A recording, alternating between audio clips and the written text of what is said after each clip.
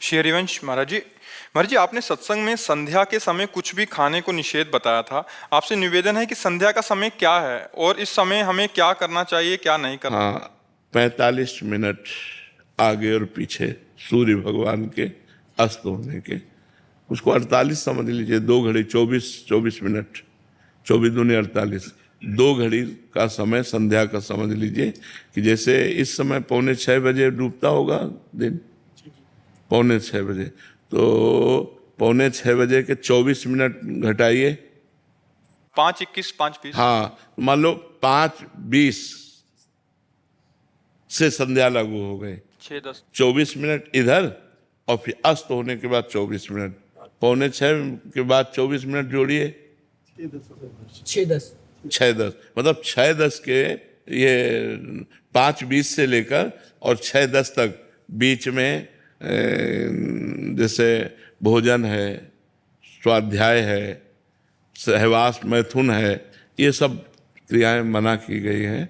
उस समय शांत भाव में भगवान सूर्य को अर्घ देकर गायत्री जप है, गुरु मंत्र जप है, नाम जप है, उस समय जप प्रधान रहना चाहिए। संध्या काल में ये 48 मिनट का समय, बीच का 24 मिनट इधर 24 मिनट इधर, दोनों को छोड़ करके फिर इसके बाद पाले या पहले पाले, लेकिन संध्या के समय भोजन मना किया गया है। 1 घंटा की बात है, छोटा मोटा 48 मिनट मतलब। अगर हम कार्य कर रहे हैं कोई और नाम जप करते, हाँ, बिल्कुल, वो उस समय नाम जप जरूर करना। अब मान लो किसान है तो अपना काम तो करेगा, व्यापारी है तो अपना काम करेगा, पर उस समय जैसे संध्या का समय तो ध्यान आ गया ना, संध्या का समय भगवान का स्मरण प्रारंभ कर दे अपने कार्य करते हुए, क्योंकि जीवन में कार्य कभी समाप्त होने वाले हैं नहीं। तो हम भगवान का भजन थोड़ी छोड़ देंगे, भगवान का भजन तो करना ही चाहिए जी। संजय यादव जी। राधे राधे महाराज जी। महाराज जी, जब भक्त भगवान से कुछ नहीं चाहता तो भगवान क्या देना चाहते हैं, फिर क्या देंगे? अपने आप को ये बड़ा पावरफुल चिंतन है। जब हम किसी का भजन करें या सेवन करें और कुछ चाहें ना, इसमें बड़ा पावर है। जैसे आप कोई सेवा किए तो हमारा मन होगा, आप क्या लेंगे? कुछ नहीं। फिर आप सेवा करें, फिर पूछे क्या लोगे आप? कुछ नहीं। तो जितना आप कहोगे कुछ नहीं, उतना ही हम आपके प्रति समर्पित होते जाएंगे, आपके प्रति हम यहां तक समझ लो कि कमजोर होते जाएंगे। हम इतना कमजोर हो जाएंगे कि एक दिन आपके सामने हम सकुच जाएंगे। जब आप कुछ नहीं लेंगे तो आपकी अधीनता हो जाएगी, आपकी अधीनता हो जाएगी। देखो, सर्वलोक महेश्वर अखिल ब्रह्मांडों के स्वामी भगवान श्री राम हनुमान जी से कहते हैं, कितनी सकुच है इस बात में देखना। प्रति उपकार करो का तोरा, सन्मुख होए न सकत मन मोरा। मैं आपकी सेवा के बदले में क्या करूं? मतलब इतना मन सकुच गया है कि तुम्हारे सामने नहीं हो रहा है। सन्मुख होए न सकत मन मोरा, सुन सुत तात उरिन मैं नाही, करि विचार देखा मन माहे। हे तात, हे पुत्र, हे वत्स, मैं तुमसे कभी उरिन नहीं हो सकता। भगवान अधीन हो गए। निष्कामता में जब हम सेवा करते हैं किसी से और कुछ नहीं लेते तो वो अधीन हो जाता है, वो सकुच जाता है। यही सबसे बड़ी बात है। सेवा का स्वरूप यही है कि स्वामी प्रसन्न होकर के ऐसा सोचे कि मैं क्या दूं, और सेवक मुझे कुछ नहीं चाहिए। ये सेवक और ऐसे स्वामी बिरले हैं। ऐसे स्वामी सिर्फ भगवान है, और ऐसे स्वामी सिर्फ भक्त हैं जो अकिंचन और निष्काम भक्त हैं। तो भगवान अपने आप को दे देते हैं। जो कुछ नहीं मांगते हैं उनको भगवान अपने आप को दे। उन भक्तों के पीछे पीछे भगवान डोलते हैं, कहीं कोई विपत्ति, कहीं कोई कष्ट ना हो जाए। जहाँ मेरा भक्त चरण रखे वहाँ रखूं मैं हाथ, पीछे पीछे मैं फिरूं कभी न छाणु साथ। भक्तन पाछे यो फिरत ज्यों बछड़ा संगाए। अगर थोड़ा भी कोई संकट का अवसर आता है वहाँ भगवान तुरंत भक्त का सहयोग कर देते हैं। भक्त क्योंकि वो निष्काम भक्त है ना, जहाँ जहाँ भक्तन को कछु परत है संकट आए, तहाँ तहाँ आपुन बीच होए, उस संकट में तुरंत उसकी रक्षा करते हैं।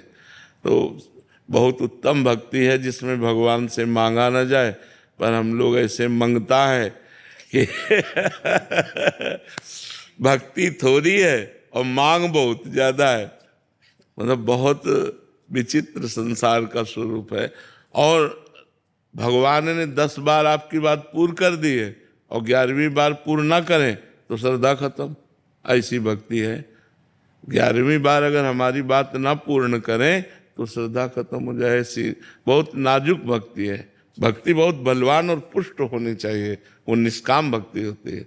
हम आपसे प्यार करते हैं, आप हमारी तरफ ना देखें, आप हमको कभी सुख ना पहुंचाएं तो भी मैं आपसे प्यार करूंगा, ये बलवान भक्ति है। और ये दे दो भगवान, ये दे दो भगवान, ये दे दो, और जब भगवान ने देखा कि ये चीज इसके लिए ठीक नहीं है और नहीं दिया तो भगवान से श्रद्धा हो गई। हमारी पत्नी बहुत मांगते रहती है भगवान से। वैसे हमें लगता है मांगे, क्योंकि पिता है, सर्वेश्वर है, सर्वलोक महेश्वर है, पर उन पर ये छूट दे दे कि तुम्हारी इच्छा हो तो पूर्ण कर देना और तुम्हारी इच्छा ना हो तो पूर्ण मत करना। हम मांगते रहे, हमारा मांगने का स्वभाव है, लेकिन जिससे हमारा मंगल हो वही बात पूर्ण करना।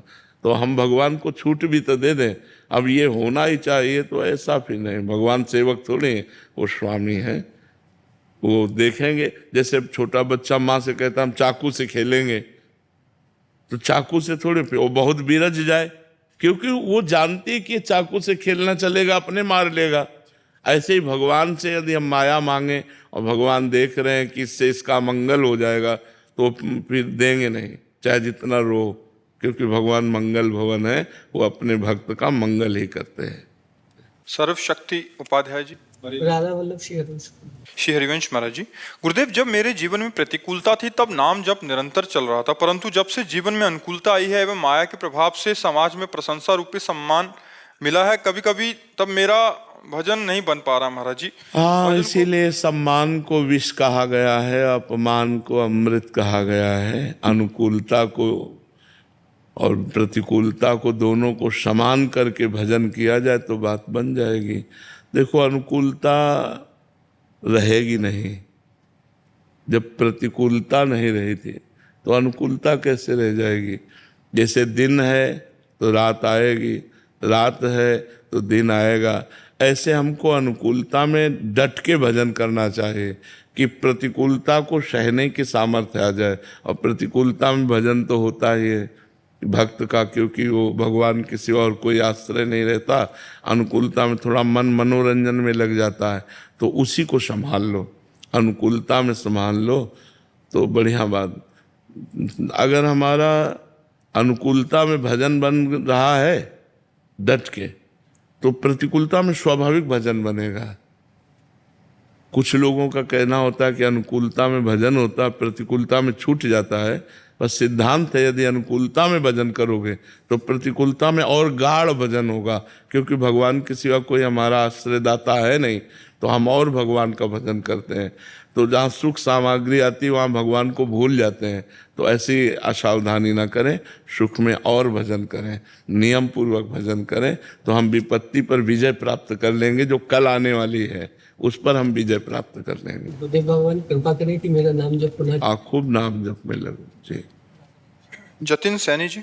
श्री हरिवंश। श्री हरिवंश महाराज जी। महाराज जी, मैं पिछले 4 साल से एकांतिक वार्तालाप सुन रहा हूँ। नाम जप से जीवन में बहुत परिवर्तन आया है, पर जब दूसरों के मन की बात सुनने को मिलती है कि उनके हृदय में गंदे विचार आ रहे हैं, तो मेरे मन में तो आते नहीं महाराज जी। कहीं मैं गलत मार्ग पे तो नहीं हूँ? अहंकार मत करो, अहंकार मत करो।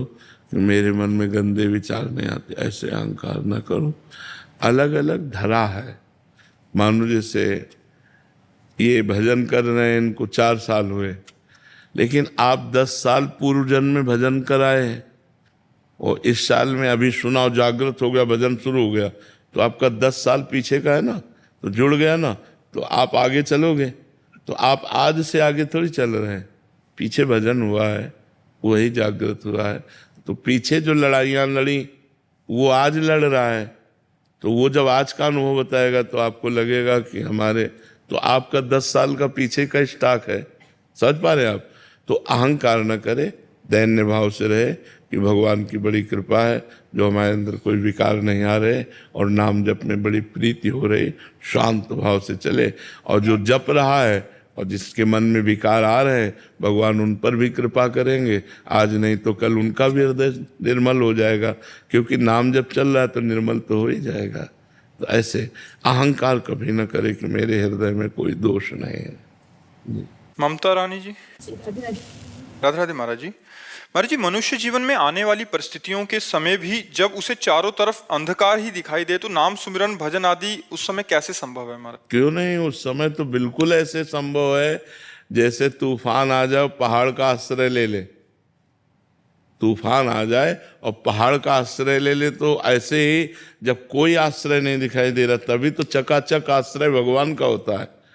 तभी तो उस समय सुदृढ़ आश्रय होता है कि हे भगवान, हे नाथ, अब आपके सिवा कोई नहीं है, हे नाथ आप संभालना, हे भगवान आप संभालना। वही तो शरणागति के लिए ठीक अवसर है। जब कोई सहयोग न दे तब सच्ची शरणागति होती है भगवान की। कोई अब नहीं है, नाथ चारों तरफ अंधेरा, आपके सिवा कोई नहीं। तो ऐसा कैसे हो सकता है कि संसार हमें साथ नहीं दे रहा और भगवान की याद हमें ना आवे? ऐसा कैसे हो सकता है? हम भक्त हैं, कहीं ना कहीं सत्संग सुन रहे हैं, कहीं ना कहीं संतों से मिल रहे हैं, तो हमारे हृदय में एक बात तो है कि जब कोई सहारा न देगा तो भगवान तो है ना। तो भगवान का आश्रय विपत्ति में बहुत जोर का होता है। हे नाथ अब आप ही बचाओ, हे प्रभु अब आप ही इज्जत रख सकते हो, हे भगवान अब आप ही हमारा सहयोग कर सकते हो। उस समय तो ऐसी प्रार्थना प्रतिपल होती है और एकदम तदात्म हो जाता है भगवान में जीव, जब संकट आता है, जब विपत्ति आती। पर वो जो भगवान का भजन कर रहा है, जो भजन नहीं करेगा वो मारा घूमेगा, उससे फोन मिलाएगा, उससे बात करेगा, उससे बात करेगा, निराश हो जाएगा, ज्यादा निराश हो जाएगा तो की सोच लेगा, वो भगवान की तरफ जाने की नहीं सोचेगा। जिसने भजन नहीं किया, जो भगवान से नहीं जुड़ा है, उसको रास्ते नहीं पता है भगवान का। नहीं तो जो थोड़ा भी भजन करता है तो जहाँ विपत्ति आई तो एकदम समिट गया और एकांत होकर भगवान का सुमिरन करता है, और उसके विपत्ति का नाश निश्चित होगा जो विपत्ति के समय भगवान का सुमिरन करता है। हरि स्मृति सर्व विपद विमोक्षणा, भगवान की स्मृति समस्त विपत्तियों का नाश कर देती। पक्का खूब नाम जप करो और कभी भी संकट आवे तो केवल भगवान का आश्रय लो, केवल भगवान से प्रार्थना करो, केवल भगवान को पुकारो। कर्नल रुपेंद्र पाठक जी। राधे राधे महाराज जी। महाराज जी, लाइफ में सब अच्छा चल रहा है भगवान की कृपा से, मुश्किल वक्त में भी भगवान निकाल देते हैं, पर एक भावना रहती है कि समय निकला जा रहा है, बहुत कुछ करना बाकी है, और ऐसा ना कर पाए और अंतिम समय आ गया तो क्या होगा? ऐसा क्या किया जाए कि सब खुशी से समाप्त हो? देखो, ये लाइफ सुखपूर्वक कट रही है, कोई खास बात नहीं है, क्योंकि शरीर छूटेगा और आप जिस कार्य के लिए प्रधान आए हैं उस कार्य को यदि कर नहीं रहे हैं तो बड़े भाग्य से मनुष्य शरीर मिला है। अभी शरीर छूट जाए, इसके बाद हमको किस योनि में जाना पड़ेगा कोई हमें पता नहीं है। पशु पक्षी कीड़ा मकोड़ा सुअर कुत्ता गधा क्या बनाया जाए कुछ पता नहीं है। तो हमको साधन धाम मोक्ष कर द्वारा पाई न जे परलोक सम्हारा, सो परत्र दुख पावे सिर धुन धुन पछताए।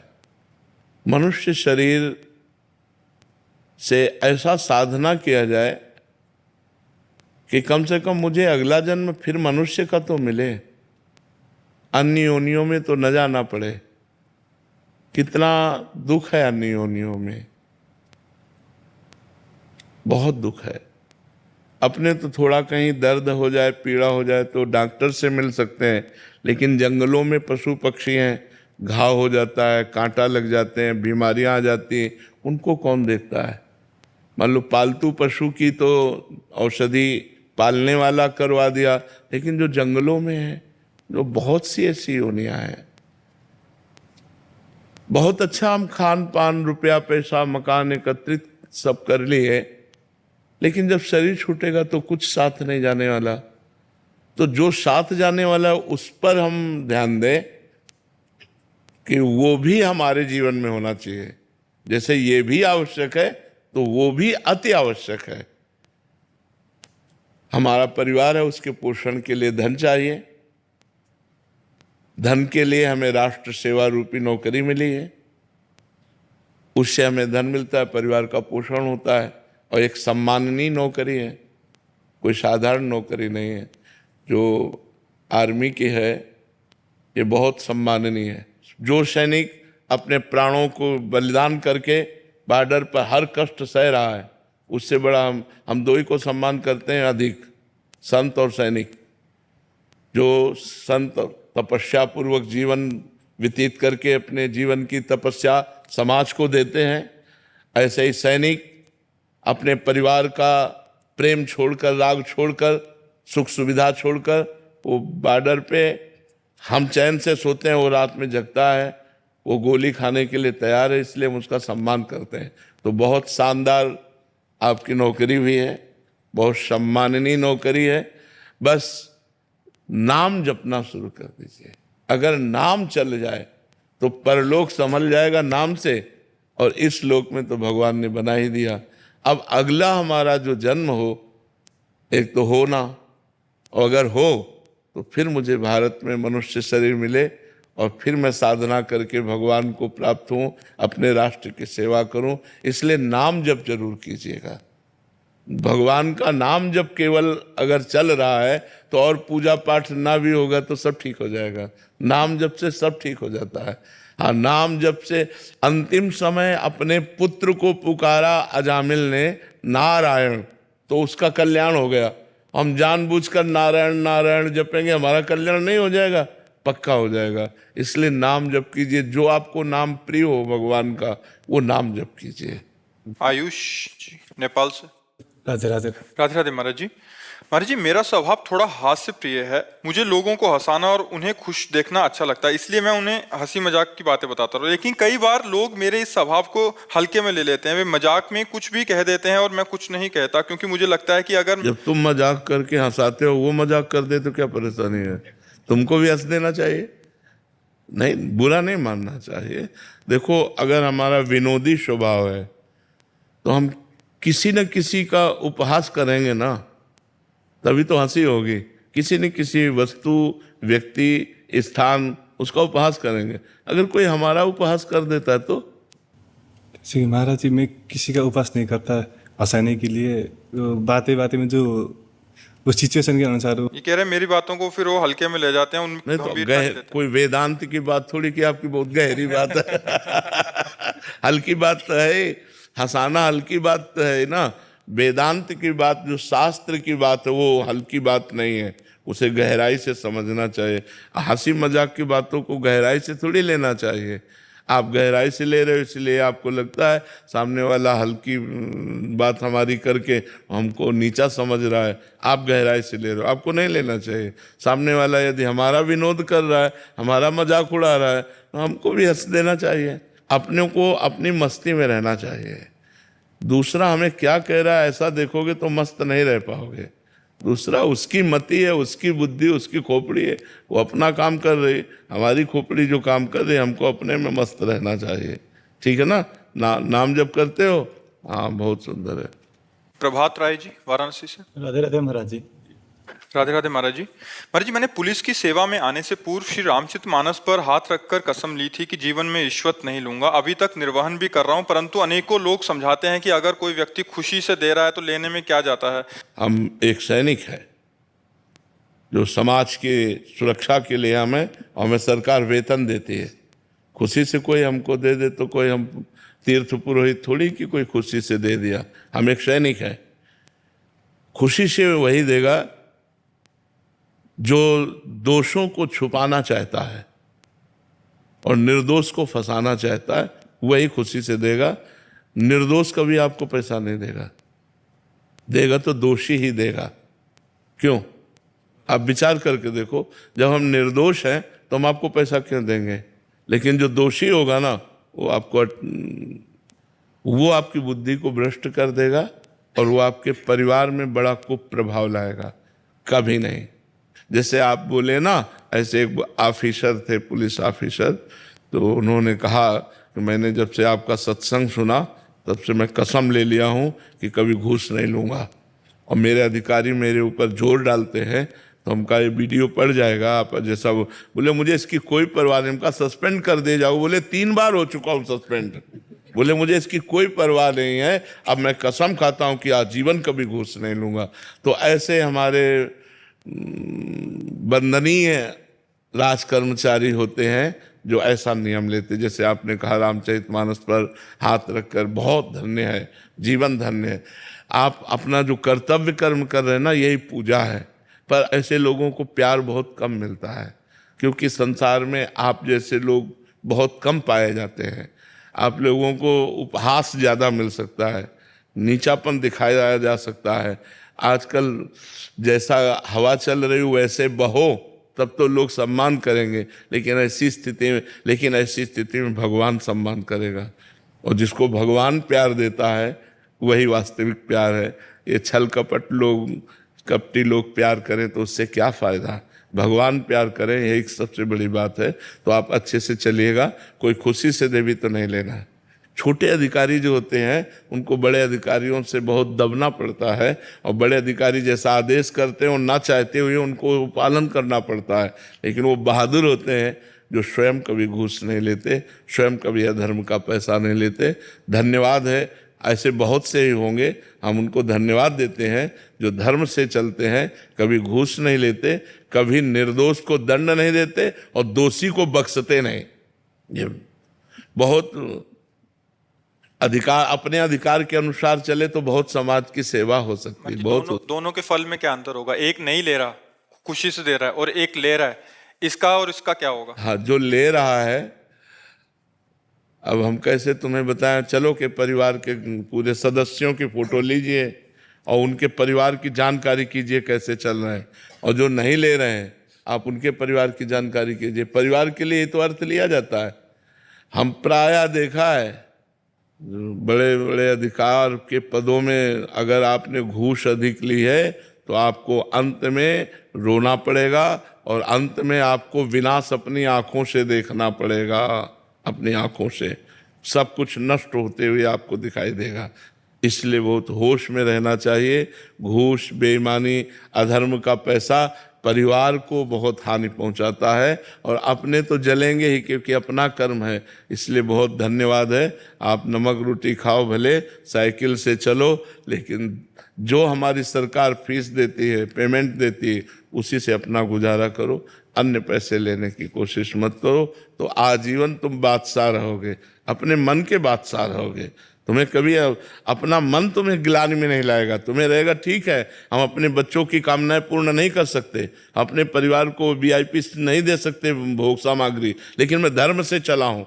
तो ये आपको एक अंदर पुष्टता प्रदान करेंगे, और भगवान आपके सहयोग में रहेंगे, और जिसके सहयोग में भगवान रहते हैं उसका मंगल ही होता है। महाराज जी, इनका भी सिमिलर प्रश्न है। ये कह रहे हैं कि अनैतिकता से अर्जित धन प्राप्त करता हूँ, पता होते हुए भी कहीं ना कहीं गलत कर रहा हूँ, लेकिन मन संकेत देता कि सब कर रहे हैं, वो तो सही चल रहे हैं। नहीं, ऐसा नहीं। सब कर रहे हैं तो सब भोग भी तो रहे हैं। तो मुझे लगता है थोड़ा अपनी आवश्यकताओं को कम करके यदि हम धर्म पूर्वक चलें तो ज़्यादा अच्छा रहेगा। हम बेईमानी का धन ना लें, हम अनैतिकता का धन ना लें तो अच्छा है। और जो आ चुका हो उसको गौशाला है, बीमारों की जहाँ फ्री दवाएं दी जाती हैं ऐसी जगह में उसको दे देना चाहिए। अपने को धर्म पूर्वक कमाना चाहिए, धर्म पूर्वक खाना चाहिए, जिससे आपके बच्चों का भविष्य बड़ा उज्जवल हो, आपका परिवार सुखपूर्वक जी सके। आज आपका माहौल बहुत बढ़िया हो सकता है, कल जब इसका परिणाम आएगा वो ठीक नहीं रहेगा। इसलिए हमें सबसे प्रार्थना है कि आप अपने धर्म की कमाई पर नजर रखिए, अधर्म से बचने की कोशिश कीजिए। पहले पता नहीं था, लेकिन 1 साल से आपका सत्संग सुन रहा हूँ, फिर पता चला, तब तक देरी हो चुकी थी। फिर पता चला कि जो घटनाएं मेरे साथ घट रही है ना, वो कहीं ना कहीं ये अनैतिकता से आए हुए पैसे से कहीं ना कहीं हो रही है। जी। लेकिन आप एक बार अभी बोल दो, नहीं लूंगा, अभी कभी नहीं लूंगा। हाँ, हम तो बार बार प्रार्थना करते हैं कि आप बस अब लो निशानी अब ना नशो, अनैतिक धन को बिल्कुल विष समझो। जैसे विष है ना, वो मार ही देता है, मार ही देता है। विष है, उसका स्वभाव प्रभाव मार। ये तो 100% आप समझ लो, अधर्म की कमाई विष है, वो मार ही देगी, पक्का मार देगी। एक रास्ते में कुछ असरफियाँ की थैली पड़ी हुई थी, तो एक संत जा रहे थे, तो वो रज से ढकी हुई थी ऐसे, तो उनका पैर लगा, तो उन्होंने देखा कि ये तो अशरफी है, तो शिष्य ना देख ले इसलिए ऐसे फिर रज से ढका। तो उनका गुरुजी ये तो कुछ है, दौड़ के उसने खोला तो अशरफी। उनका इससे जग दे, ये जहर है, मत उठा ऐसे। तो उनका गुरुजी जहर है इसमें क्या? बोले मार डालेगी ये माया अपवित्र है। तो उनका गुरुजी हमें इस बात पर विश्वास नहीं हो रहा है, मार कैसे डालेगी? तो उनका इसको यहीं रखी रहने दो, चलो उधर झाड़ी में चुपचाप बैठो चल के, हम तुमको दिखाते हैं ये माया कैसे मार डालेगी। अपवित्र माया है, जहां जाएगी उसकी बुद्धि भ्रष्ट कर देगी। अपवित्र माया का, अधर्म का स्वरूप यही होता है। तो 4 राज सैनिक घोड़ों पर चढ़े हुए उस समय वहां से निकले, तो एक की दृष्टि पड़ी, अरे बोले यार इसमें तो सैकड़ों असरफियां हैं। बोले यार ये तो आज हमारे भाग्य खुल गए। चारों पेड़ के नीचे बैठ गए, का 4 हिस्से लगा लिए जाएं। बोले 4 हिस्से बाद में लगाएंगे, पहले इससे 4 असरफी निकालो। जाते हैं, बढ़िया भोजन बनवा के लाते हैं और अपने चारों लोग पाते हैं, और फिर इसके 4 हिस्से कर लिए जाएंगे। तो नज़दीक में ही बाजार थी, 4 असरफी लेकर बाजार में गए।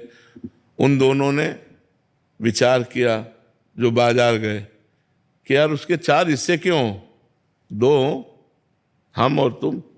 बोले तो, बोले भोजन में विष मिला दो और फिर ले चलते हैं, और दोनों मर जाएंगे, 2 हिस्से हो जाएंगे।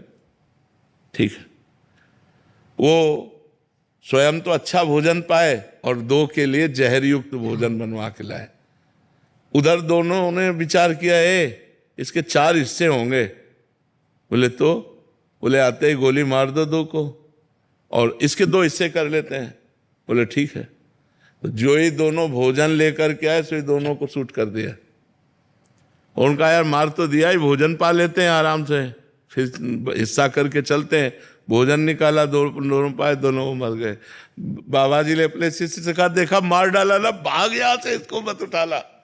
जो अधर्म का पैसा है वो बुद्धि दूषित ही कर देता है। अगर बुद्धि दूषित ना करते, चारों लोग बढ़िया भोजन पाते, 4 हिस्सों में बांट लेते। लेकिन अधर्म का पैसा तो बुद्धि को दूषित कर दिया, चारों मर गए, किसी के हाथ में नहीं, थैली वहीं पड़ी रही। ये अधर्म का पैसा कभी सुख प्रदान नहीं करता।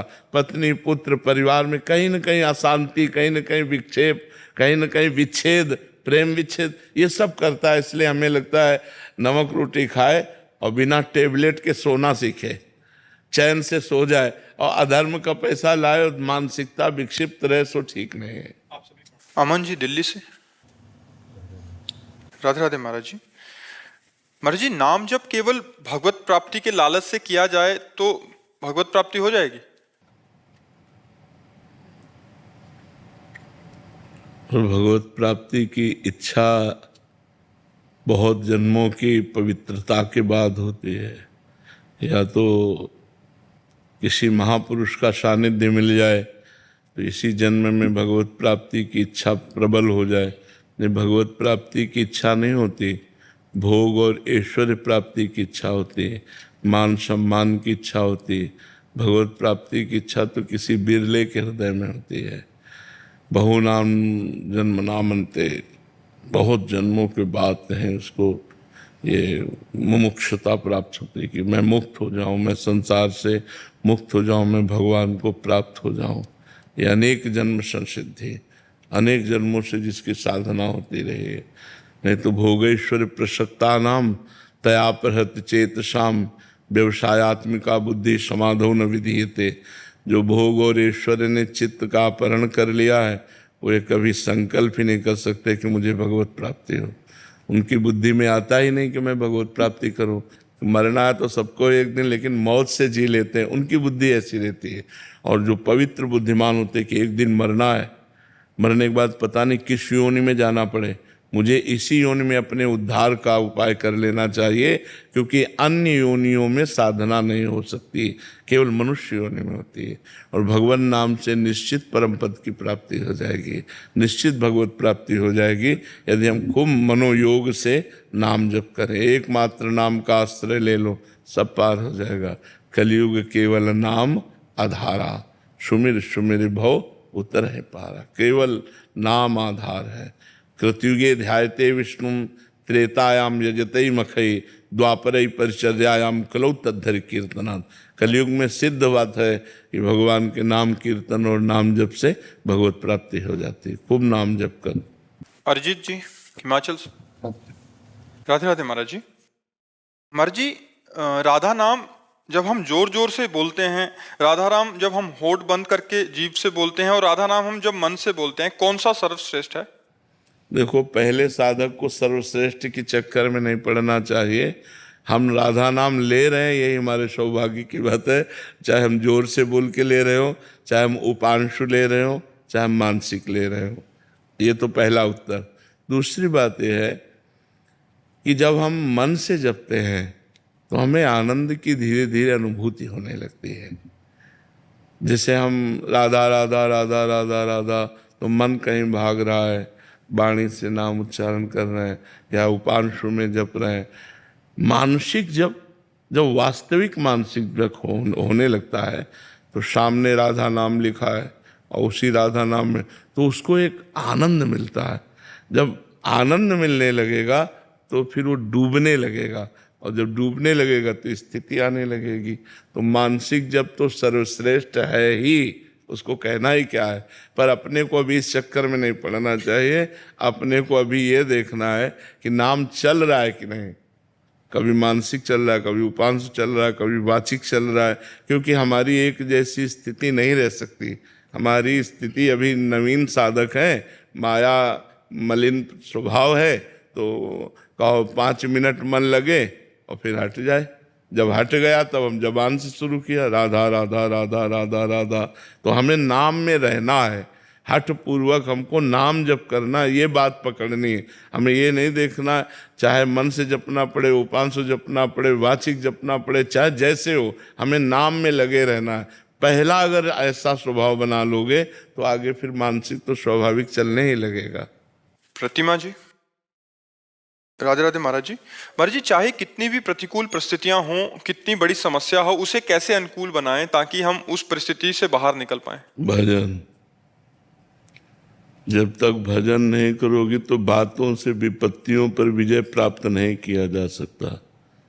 उसके लिए अध्यात्म बल चाहिए, धैर्य चाहिए। जब चित्त भगवान से जुड़ा होता है तो हम सब कुछ सह सकते हैं, और जब चित्त संसार से जुड़ा होता है तो हम सह नहीं पाते। हम व्यथित हो जाते हैं, हम व्याकुल हो जाते हैं। बड़े से बड़े दुख को सहने की सामर्थ्य भगवान के भजन से मिलती है। देखो, गुरु अर्जुन देव जी ने भजन का प्रताप दिखाया। उनको तपते हुए तवे पर बैठाला गया, ऊपर से तप्त बालू डाली गई, फफोले पड़ रहे हैं, पूरा शरीर जल रहा है, और वाहे गुरु वाहे गुरु वाहे गुरु। वो कह रहे तेरा किया मीठा लागे, तेरा किया जल रहे हैं, कष्ट सह रहे हैं, और जय हो आपकी, जय हो वाहे गुरु वाहे गुरु। कहीं शिकायत नहीं भगवान से, कोई रोष नहीं, न मारने वालों का, जो उनको कष्ट दे रहे उनके प्रति भी रोष नहीं। भारी से भारी दुख में भगवान की कृपा का अनुभव होना। तेरा किया मीठा लागे, आपका किया अच्छा है, वाहेगुरु का विधान मीठा लगे। ठाकुर हरिदास जी यवन कुल में प्रकट हुए थे और हरे कृष्ण ये नाम महामंत्र जपते थे। इसी से वहाँ का काजी नाराज हो गया और बादशाह से शिकायत की, उनको बंदी बना के ले जाया गया। प्रश्न उत्तर हुए तो उनका मैं भगवान के नाम को नहीं छोड़ सकता, आप दंड दे दीजिए। तो दंड हुआ 22 बाजारों में बेत मार मार के मार डालना। 22 बाजारों में बेत मार मार, जहां बेत लगता तो कोड़े पे कोड़े, बेत पे बेत, तो हरि बोल हरि बोल हरि बोल। उस महापुरुष के मुंह में सिकन नहीं आई, वही हरि बोल हरि बोल। फिर मरा हुआ मानकर गंगा जी में डाल दिया, तो गंगा जी की पावन जल से उनको चेतना आई और धीरे धीरे वो कुलिया नामक ग्राम में जाकर उनका शरीर लगा, तो वहाँ के लोगों ने देखा ये तो जिंदा है। मतलब कितना बड़ा से बड़ा कष्ट, अब समझो इस कोटि का कष्ट, और हरि बोल। तो भक्तों के जीवन में देखा गया भारी भारी विपत्तियां, भारी भारी कष्ट। अब देखो चीदर चिदरानी जी नाम के एक महान भक्त थे। पीपा जी राजा थे, उन्होंने वैराग्य धारण कर लिया था और उनकी पत्नी थी रानी सीता सहचरी। बड़े सिद्ध महापुरुष हुए, द्वारिकाधीश के साक्षात दर्शन किए।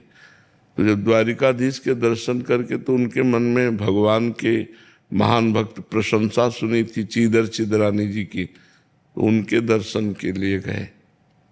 वो ऐसे महान भक्त थे कि संत कभी दरवाजे से वापस नहीं लौट सकते, कुछ न कुछ खवान पे। और धीरे धीरे इतनी गरीबी कि दरवाजे और खिड़की भी बिक गई थी संत सेवा में। मतलब घर में कुछ नहीं था जिससे बेचा जा सके। और इतने बड़े संत पीपा जी सीता सहचरी पहुंची। चीदर जी घर गए, चिदरानी जी से कहा कि बाजार में कोई हमको उधार देता नहीं, हमारे पास कुछ वस्तु है नहीं, और आज बहुत बड़े संत आए हैं, ये आज भूखे चले जाएंगे। और आज तक ऐसा नहीं हुआ कि संत दरवाजे से भूखे जाए, क्या किया जाए। तो उनकी पत्नी ने कहा चीदर जी की कि हमारे शरीर का जो वस्त्र है, एक वस्त्र धारण किए थे साड़ी, अच्छा है ये, इसको बेच लो, 1 रुपये का तो बिक ही जाएगा, तो कुछ दाल चावल मिल जाएंगे, उसी को रांध करके संत को पवा देंगे। ऐसा ही किया। शरीर का वस्त्र भी पत्नी ने, तो रेशम का था पहले जमाने में, तो 1 रुपये का ऐसे बिका, तो कुछ दाल चावल मिला, बनाया, बना के चीदर जी बाहर ले गए। बैठे थे पीपा जी सीता सहचरी। तो सीता सहचरी जी ने कहा भक्ता इनको भी बुलाओ, यहाँ पालें। उनको वहीं ठीक है आप पालो। तो वो रानी थी, बहुत प्रवीण थी, तो उनका ऐसा क्यों, भक्ता इनको तो लाना चाहिए, और स्वयं गई।